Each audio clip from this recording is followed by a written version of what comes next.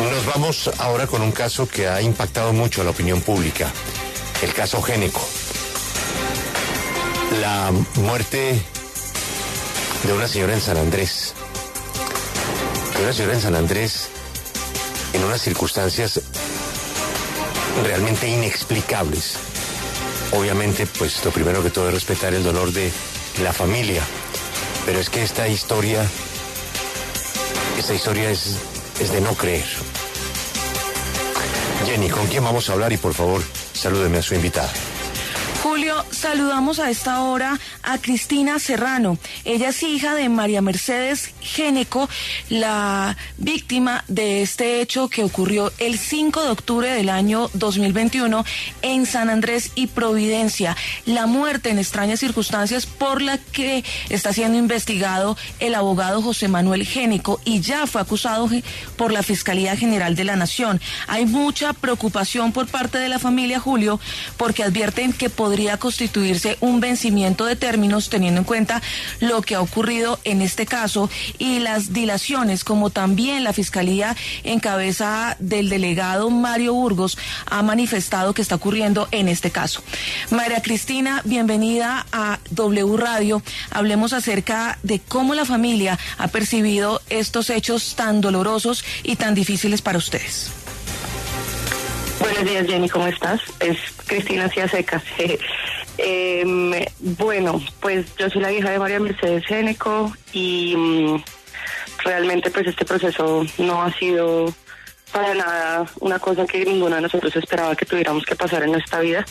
Sabemos que vivimos en un país que está plagado de violencia y en este caso pues a nuestra familia le tocó su dosis.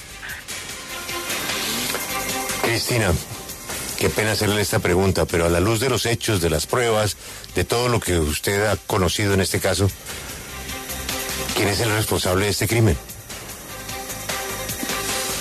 Digamos que para mí la naturaleza de la evidencia de la trayectoria balística, que es de naturaleza física, hace que, en mi opinión, sea lo más cercano que tenemos a una verdad. Y la propuesta de la trayectoria balística de la Fiscalía indica que la que dijo en el testimonio el señor José Manuel Géneco no pudo haber sido de ninguna manera. Entonces yo, digamos, me apoyo de esa evidencia para creer que él nos mintió a nosotros como familia. Cristina, ¿cómo era la convivencia con el señor Géneco y su mamá? ¿Hubo maltrato, algún indicio de violencia dentro de la convivencia y el matrimonio? Bueno, es realmente sorprendente. El matrimonio de ellos siempre se caracterizó por ser uno de cariño, de devoción mutua. El señor José Manuel, digamos que siempre tuvo una personalidad medio agresiva, medio que era fácil de hacerlo estallar, pero nunca hacia la familia. Entonces, si bien nosotros reconocíamos que él era una persona, digamos, furiosa, llamémoslo así, nunca sentimos que esa furia nos fuera a caer a nosotros, ¿cierto? De hecho, nos sentíamos más bien, era como protegidos por su habilidad de reaccionar. Y lo que nos sorprende más allá de cualquier cosa en este caso es que después de que él alegara que fueron 2 ladrones los que asesinaron a mi mamá, él no reaccionó con esa misma furia característica de ir a buscar a las personas, sino fue más bien pasivo y como que se quedó en un shock, y eso fue sorprendente. Doña Cristina, vámonos a su preocupación por los tiempos de este proceso y por la posibilidad de que el señor Géneco quede en libertad si no se agenda rápidamente una audiencia. ¿Qué les dice el juzgado? ¿Cuál es la razón para no citar rápidamente esa audiencia y evitar pues que por el paso del tiempo el señor Géneco quede en libertad? La defensa, digamos que dentro de lo permitido, hizo una cosa cuyo resultado fue simplemente demorar más este proceso, y es que ellos alegan que ciertos archivos, ciertos componentes de la evidencia que la Fiscalía les hizo llegar estaban de alguna manera u otra incompletos. Sin embargo, la fiscalía fue supremamente rápida en hacerles llegar esas cosas y ellos tuvieron todo el tiempo desde que les hicieron llegar las cosas hasta el día de ayer, que fue la audiencia, para indicar alguna ausencia u omisión accidental de las cosas. Sin embargo, esperaron hasta el momento del juicio, donde estamos casi que a 23 días del vencimiento de un término, para decir eso, ¿cierto? Entonces, pues nada, la jueza, que es una persona justa, dio más tiempo para que se pudiera subsanar o arreglar ese tema de evidencias y evitar que en un futuro la defensa pueda alegar alguna especie de nulidad por irregularidades en el proceso. Sin embargo, para nosotros, como pues nuestra opinión de esto como familia, es que es una estrategia, ¿cierto? Es una estrategia para dilatar el proceso, se logró, y nosotros simplemente estamos aquí pues esperando a que sea el 19 para que podamos empezar realmente esto. Sí, pero Cristina, hablemos de la motivación, porque eso es lo que a mí no me cuadra. Yo, según entiendo, José Manuel y su madre tenían una muy buena relación. Entonces, ¿por qué mata a Merce? Entiendo que se ha hablado de un seguro de vida, pero el titular de ese seguro de vida es un banco. Entonces, ¿por qué lo mataría él? Para nosotros, digamos que ha sido la pregunta del millón también. Sin embargo, pasa el tiempo y las cosas que se descubren van dirigiendo cada vez más hacia que el móvil fue dinero, y no necesariamente dinero que se gana, sino deudas que se eliminan. Ellos dos, como personas naturales, y más mi mamá por tener un historial crediticio casi que impecable. Ella fue profesora de colegio durante toda su vida, empleada, estable, ¿cierto? Mientras que él, casi todas sus cuentas pues no se podían ni tocar porque él estaba súper reportado en todas las entidades financieras, data crédito, y digamos que adquirieron una cantidad pues deslumbrante de deudas, no solo por entidades financieras, sino a través de individuos, familiares, personas que, digamos, prestaran plata, ¿cierto? Y estamos hablando de millones de miles de millones de pesos, no miles de millones, cientos de millones, perdón. Entonces, para nosotros siempre fue un misterio hasta que empezamos a descubrir, había no uno, dos seguros de vida. Los beneficiarios, los hijos nunca recibieron dinero. Se eliminaron las deudas que tenían en los bancos y le embolsillaron plata a él. Y todo esto pues en el marco de él adquirir una tranquilidad financiera después de tomar una serie de decisiones tenaces donde se vieron supremamente endeudados. Cristina, es que para muchos oyentes, bueno, para mí, Cristina, ¿me escucha? Sí, señor. Para muchos oyentes, para nosotros, para mí, pues es muy impactante lo que usted está diciendo de su papá. De su papá. No es mi papá. Aclaramos, no es mi papá. Él es mi papá, y mi mamá se divorciaron en el año 2009, y José Manuel y mi madre, quienes son familia, son primos hermanos, ¿sí? Entonces José Manuel sí es mi tío, sí es mi familia, pero él no es mi padre. Bueno, entonces hablar de una persona de su entorno familiar, por decirlo algo, de esa manera, calificarlo de asesino por un interés económico. Cristina, yo quisiera preguntarle, una vez que llega la noticia, pasa todo esto, usted me imagino que se encontró con él o habló con él. ¿Qué vio en los ojos de él? ¿Qué le decían los ojos de él? Sí, desafortunadamente yo fui la primera persona que recibió la noticia de su boca, de toda nuestra familia, y desde el momento en que yo lo oí a él hablarme de la noticia, a mí me despertó sospecha y extrañez. Su tono era muy sosegado, la historia estaba como ya medio construida, incorporó detalles que la verdad me parecen perfectamente irrelevantes cuando uno lo que quiere comunicar es, oiga, le mataron a su mamá.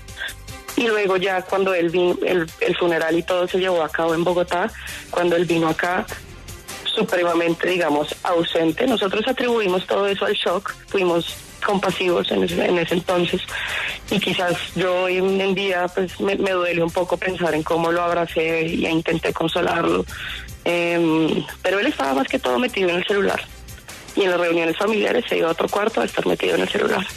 Lo que te digo, para nosotros en ese momento fue como, bueno, pues sí está, esa es su manera de sobrellevar el dolor. Pero hoy en día, después de tanta cosa que ha pasado, tanto que se ha demostrado, y tanto tiempo en la cárcel, todo eso, pues yo no puedo evitar pensar e interpretar ese pasado como que algo más estaba sucediendo en su cabeza y él estaba planeando cosas. Cristina, regresándonos un poco al proceso nuevamente, el fiscal Mario Burgos estuvo desmintiendo que al abogado de la defensa, asegurando que el ente acusador entregó todas las pruebas para que fueran revisadas, y además la Procuraduría también insiste en preguntar cuál es la razón de esa insistencia. Le pregunto, Cristina, ¿usted tiene conocimiento por qué el abogado de la defensa está insistiendo tanto en que se le entregue la totalidad de las pruebas? Eso es normal. Eso es normal. O sea, la defensa tiene que tener acceso justo y completo a todas las pruebas para que realmente se pueda llevar a cabo un juicio justo. La defensa, José Manuel, el supuesto asesino, él tiene perfectamente el derecho a tener una defensa completamente completa.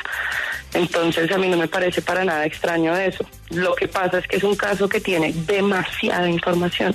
Si estamos hablando de carpetas y carpetas y carpetas y carpetas y carpetas, desde recreaciones de modelos 3D sobre ya el momento en donde él realiza el disparo, hasta toda la cantidad de entrevistas y conversaciones que se tuvieron, testimonios de ese día, testimonios posteriores. Sí, estamos hablando de una investigación que se llevó a cabo durante un poco más de 9 meses. ¿Cierto? De información. Entonces, e incluso había elementos probatorios físicos, tales como una ventana donde se supone que él tiene el orificio que ingresó desde afuera, que José Manuel alega fue el que mató a mi mamá, y otras cosas así. Todo eso está a disposición de la defensa. Otra cosa es que la defensa no se haya movido y no haya movido sus logísticas para obtener acceso a esa información. Y eso es lo que nosotros por nuestro lado creemos que pasó. Lo que sí, digamos que todo el mundo estuvo de acuerdo es que hubo un par de archivos que accidentalmente se mandaron mal, y en ese sentido, lo que yo te digo, eso se pudo haber subsanado mucho antes, no el día del juicio. Sí, Cristina, usted era una de las personas más cercanas a su mamá, conocía la casa, conocía de los temores Disculpa, te hago una precisión. Yo no conocí la casa de ellos. Esa era una casa nueva que ellos habían construido. Para eso habían adquirido toda esa cantidad de deudas para construir esa casa. Yo iba a ir con mi familia, la familia de mi novio, y íbamos a ir justo ese diciembre a conocer la casa. Yo no la conocí. Sí. Y conociendo a José Manuel, usted cuando él les da a ustedes la versión de los hechos o se lo da a la fiscalía, ¿qué es esa versión que usted está contando que tiene inconsistencias sobre un tiro que se hace desde afuera de la casa? ¿Ustedes qué pensaron? ¿Y qué les decía el fiscal del caso? Pues, o sea, cuando a mí me contó José Manuel eso, él utilizó muchísimo la palabra hurto, ¿sí? Unos ladrones. Y sin embargo nadie se robó nada de esa casa en ese momento. O sea, él nunca habló de eso. Entonces, pues, no sé, a mí en principio me parecía extraño que él utilizara la palabra hurto, cuando no hubo hurto, ¿cierto? Pues realmente el trabajo mucho fue después, digamos, desconvencer a mi familia que fue a San Andrés y estaba totalmente convencida por el testimonio de él. Básicamente los hizo parar enfrente de donde estaba el orificio para que vieran, para que sintieran ellos mismos la trayectoria de la bala, ¿sí me entiendes? Como metiéndole en la cabeza a las personas su versión de los hechos.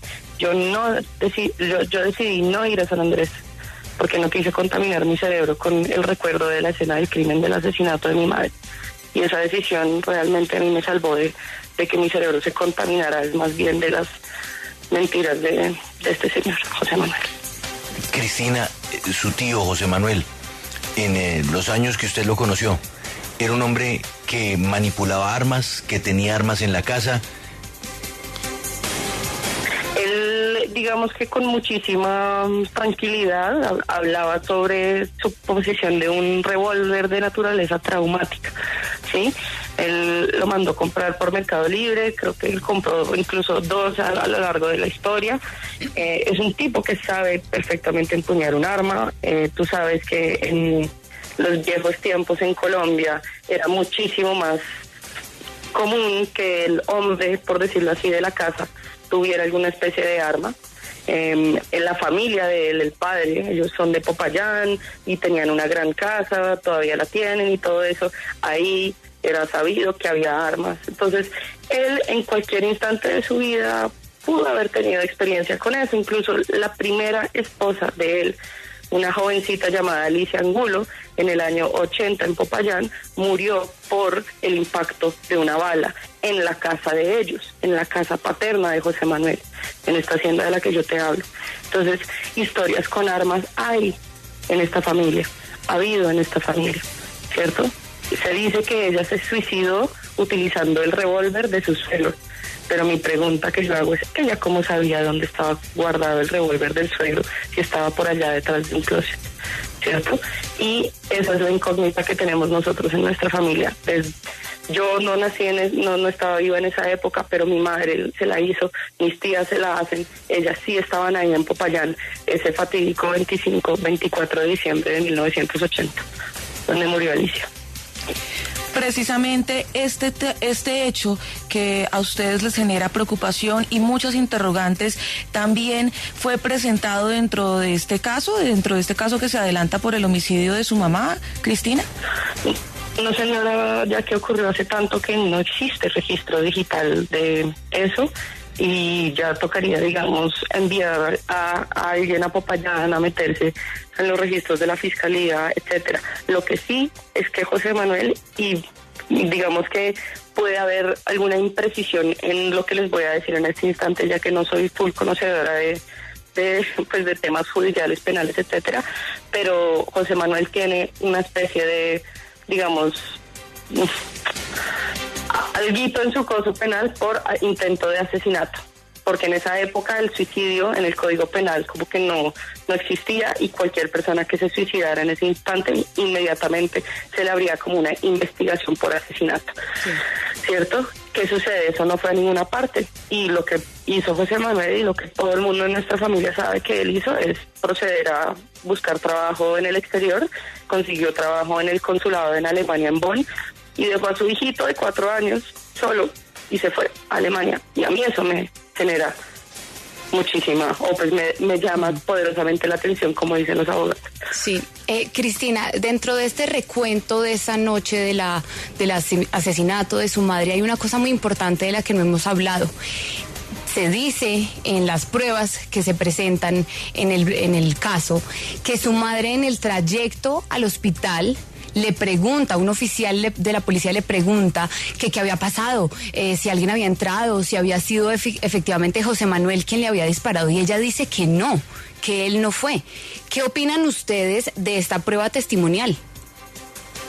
Eso, bueno, esa prueba es bastante controvertida, ya que digamos que en el contexto de los que hemos estado en todas las audiencias fue bastante sorprendente. Quien dijo eso es un señor de nombre Diego, no me acuerdo su apellido, que básicamente tiene un ranking un poquito superior en la policía. Esa llegada a José Manuel, fue uno de los primeros que llegó ahí a atender a mi mamá, pero el primer testimonio de él no dice para nada eso. De hecho, los testimonios de los otros acudientes, el día, digamos que se les fueron tomados el día siguiente o incluso esa misma noche, dicen que mi mamá estaba bastante bordeando a lo inconsciente y que lo único que ella pudo haber hecho, y esto me duele mucho pues decirlo, es apretar la mano para indicar que ella seguía ahí. Y entonces el socorrista, quien tenía a mi madre tendida sobre su regazo, le cogía la manita y se la apretaba y le decía: señora Merza, hábleme, si me entiendes, como que si usted sigue ahí.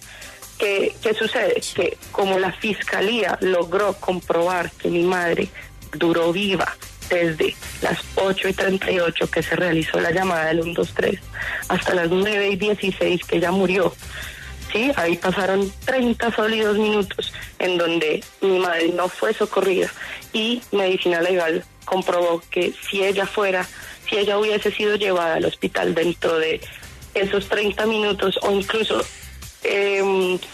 desde antes, ella hubiera tenido 66% de probabilidad de sobrevivir. Cristina, ¿listo? quiero... Entonces ese testimonio realmente es falso. Así, te lo digo de frente, es para la defensa, defenderse ahora en el contexto donde la fiscalía dice que ella llegó viva al hospital y que José Manuel no solo la mató, sino evitó socorrerla.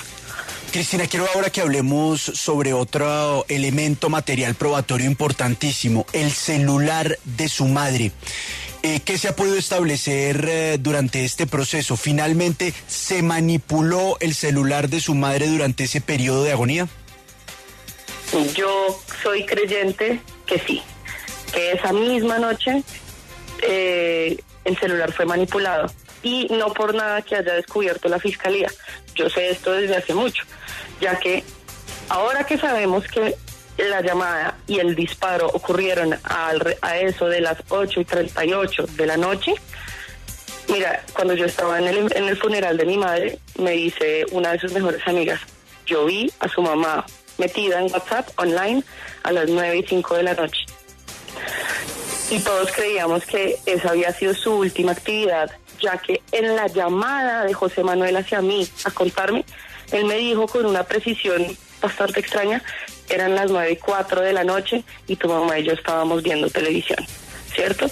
Entonces, él, digamos que alteró un poquito, unos cuantos minutos, la versión de los hechos cuando me la dijo a mí, en mi opinión, para poder hacer encajar esa última actividad en WhatsApp. Él manipuló el celular de mi mamá. ¿Qué hizo? No tengo ni idea. No sé, ¿será que él le estaba descubriendo cosas? ¿Será que se le estaba metiendo el WhatsApp a ver ella con quién hablaba?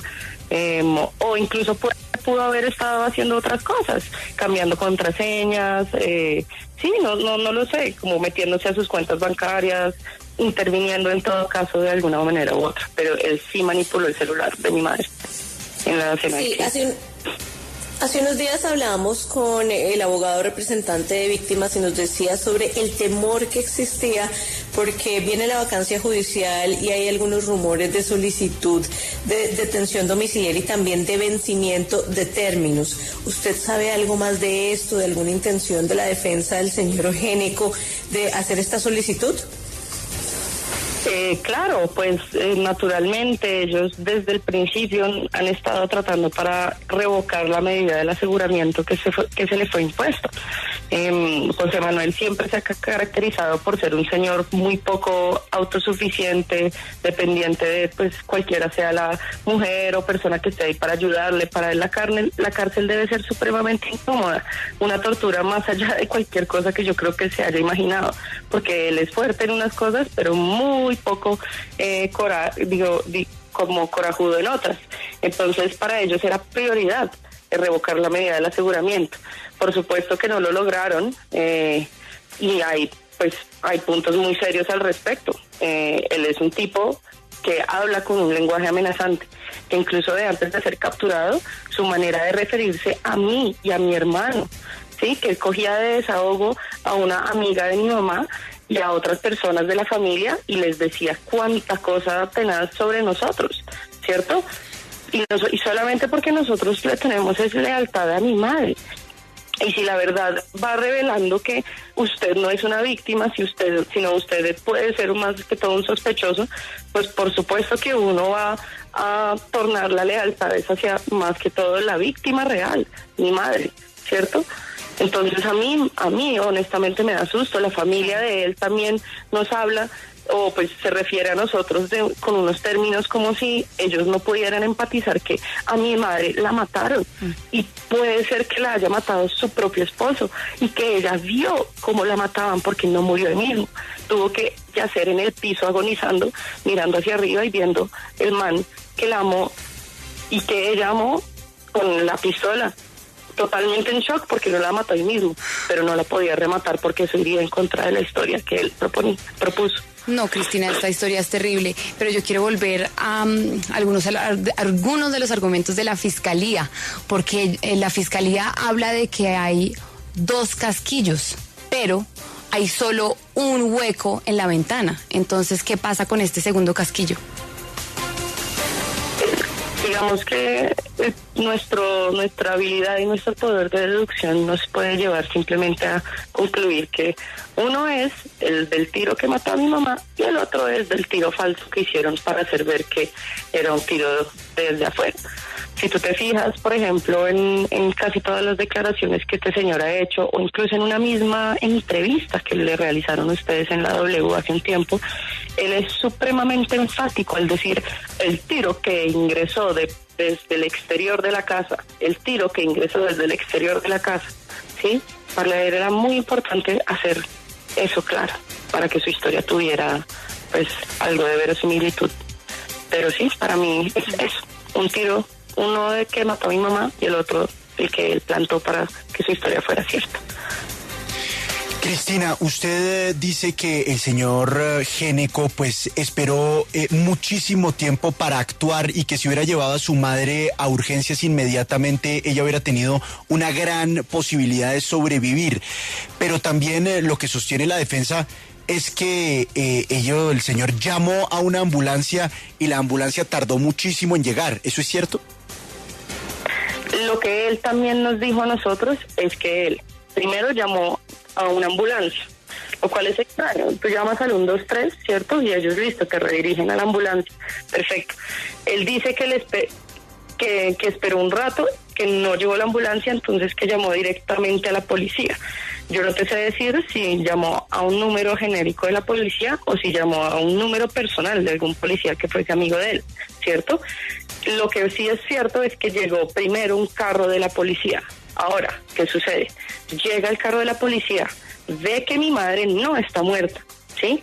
Y ellos con urgencia dicen, no, la tenemos que llevar. José Manuel no es el que dice, llévensela rápido. Él más o menos está haciendo, o pues intentando que ella esté lo más muerta posible antes de que se vaya, precisamente para que no vaya a acusarlo o a decir nada, meterlo en problemas. Pero no solo eso, sino que llega la policía y monta al carro a mi mamá, al carro de la policía. Y José Manuel decide no irse en el carro de la policía. Otra decisión supremamente cuestionable, ya que cuando a él se le pregunta a usted por qué no llevó a mi mamá a la policía en su camioneta, él dice, no sé, es que estaba en estado de shock, no sé, entonces no podía manejar, ¿cierto?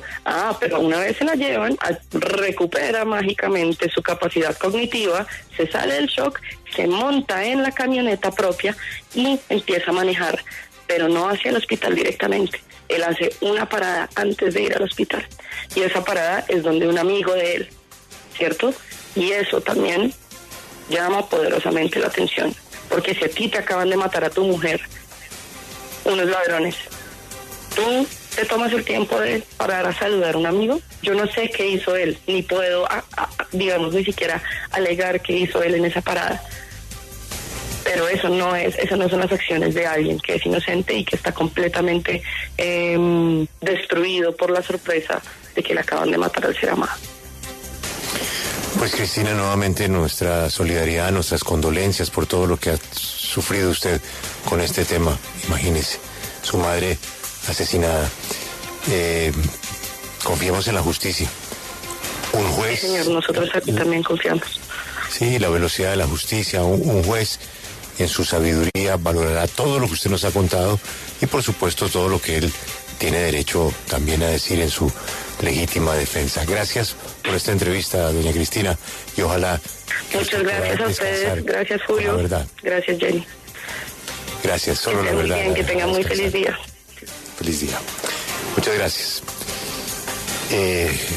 Por supuesto que hay que escuchar también al señor Géneco para que explique estos interrogantes. Lucas, es bastante cinematográfico el episodio. No, uno queda absolutamente impactado porque además, pues nosotros hace ya varios meses escuchamos la versión inicial del señor Géneco, hace aproximadamente un año cuando Violeta lo entrevistó y ahora escuchamos esta versión ya con el proceso avanzado y quedan muchísimos interrogantes que pues ojalá el señor Géneco pudiera responder, pero la escena es absolutamente escalofriante.